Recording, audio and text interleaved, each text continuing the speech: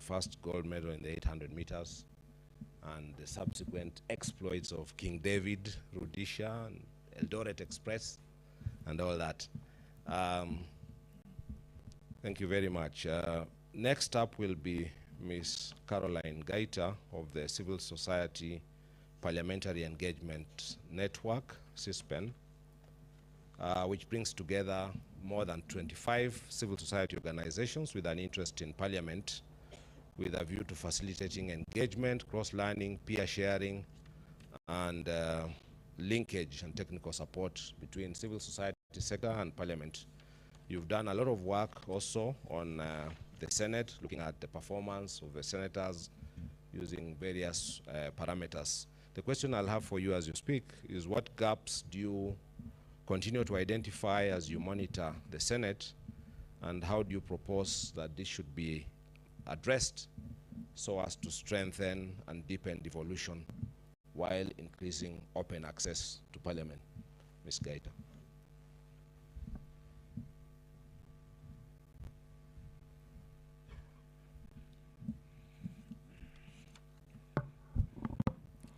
Thank you, session moderator and session chair, my boss, as I call her. Honorable Speaker, Honorable Deputy Speaker, honorable members, and all protocols observed. I want to first start by thanking the Senate team for inviting us here as a civil society organization. I stand here wearing two hats as the co-convener, together with the Westminster Foundation for Democracy, of the Civil Society Parliamentary Engagement Network, which, as has been explained, brings together about 25 civil society organizations. But I also serve as the executive director of Mzalendo Trust. So the Constitution recognizes that county governments must be based on democratic principles. And in no area has this been very elaborated, especially, but around public participation. And as civil society organizations, we see ourselves as your allies in facilitating this public participation.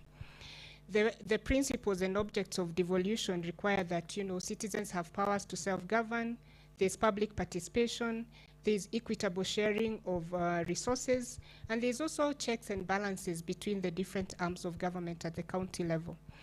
And it is informed by this reason that we brought together the civil society organizations, cognizant also of the fact that a lot of civil society organizations work at county level. And I would want to also take this opportunity to recognize that some of our members are here, Harriet and Derek from Transparency International, Lois from Mzalendo Trust. We also had some members yesterday from the IBP, the International Budget Partnerships, that took you through some sessions. What opportunities do we see for CSPEN? As civil society organizations, we've been critical partners, especially in the areas of legislative review. We work together to facilitate public participation. And as organizations that have reached across the country, across the different people, we have been able to get views and submit this in your public participation processes. We've also provided technical and expert support in critical areas, not just in terms of legislation, but also in terms of auditing, county budgets and facilitating budget-making processes at county level, and also the audit processes. One of the key areas also that these civil society organizations we are focusing on is on inclusion. One of the challenges, and perhaps this will address some of the challenges, the question that I have been asked, one of the challenges that we have identified is that whereas we have talked about public participation, it's been very tokenistic, we hear complaints about public participation that have specific people who attend all public participation in counties. So the effectiveness of it is falling. But most importantly also is that we've not put together mechanisms to enhance the public participation, meaningful public participation of the special interest groups. So the women, the youth, the persons with disability, the marginalized communities. And so many times they will be in the room, but there's no way of tracking or picking feedback to be able to recognize that their views have been undertaken. And so this is one of the areas that we have said as civil society organization we would want to work on to strengthen the meaningful participation of the special interest groups. The other area is around service delivery. Devolution envisages that service delivery for the people through county should be effective. Unfortunately, this has not always been the case. And as senators, you have a critical role to provide that oversight of the county governments. And a lot of our partners are working at the counties. They are checking the transparency and the use of resources at the county level, and would be useful resources to provide you with the information that you need as you undertake your mandate. There's also the success stories and on the achievements, the research, the evidence-based information, what is going to inform the interventions, whether they are legislative or whether they are administrative. This is an area that we are happy to support. And especially with the Senate, as the CSPN institutions, we've also been key advocates of legislative openness under the Open Government Partnership. My colleague Maureen has spoken about it, and we are grateful that the Senate has really taken this up and has supported some of the milestones for open government partnerships, including the public participation bill that, though passed by the Senate, did not go through the National Assembly. And we see this as an area that we would want to advance. Globally, open parliament is the biggest and key thing now to advance not just accessibility to information, but also accessibility to members. And this is one area that we hope that we'll continue working with the Senate.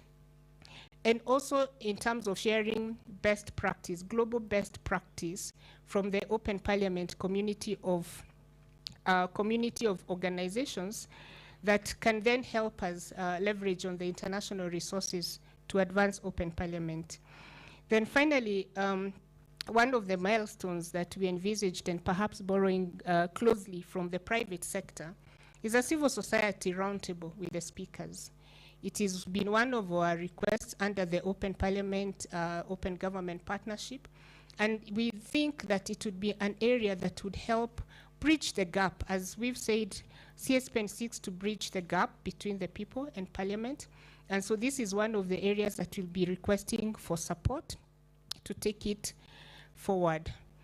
What are some of the challenges? I think our challenges I have identified really speaks around public participation, imprudent use of resources, lack of effective participation of the different groups, lack of documentation to support some of the decisions that are made, and also the fact that institutions work in silos then means that you have so many organizations, especially at county level, working on the same thing, same place, but this information, there are no mechanisms to bring it together.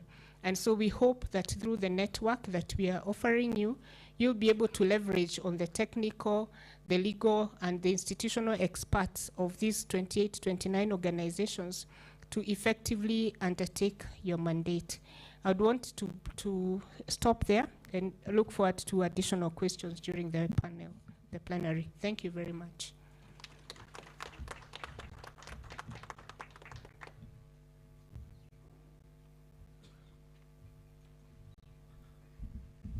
Thank you very